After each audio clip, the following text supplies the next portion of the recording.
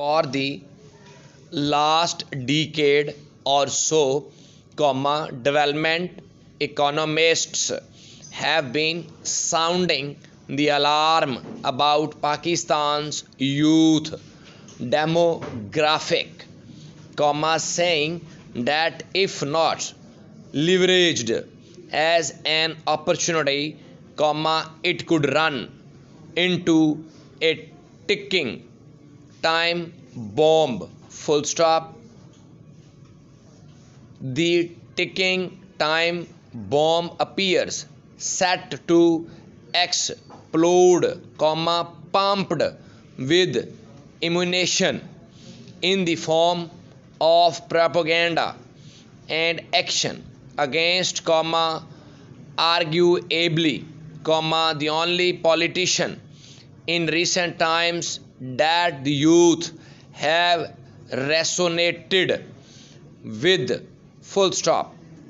Banning the PTI founders mention on the media, confiscating the party's electoral sign, imprisoning its leadership, and obstructing its election campaign are measures that have turned a major party into a victim in the eyes of a large part of the election.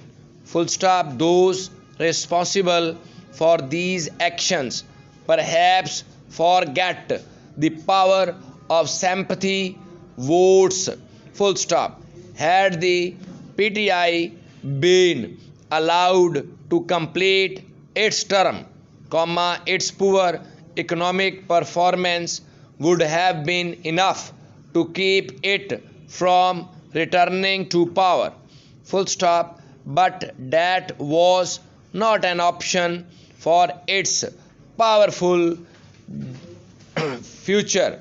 Full stop. There are concerns that in this situation the party's youth following will have few columns about resorting to violence, propaganda, or other extreme measures if encouraged in this direction by the politicians they support. Full stop. This is the rotten fruit that years of not investing in the youth has borne. Full stop. Unfortunately, the youth demographic has to realize the impact of the controversial economic policies implemented by the PTI when it was in power. Full stop. Paragraph. To counter the negativity propagated by the PTI government, a well thought out strategy is needed. Full stop.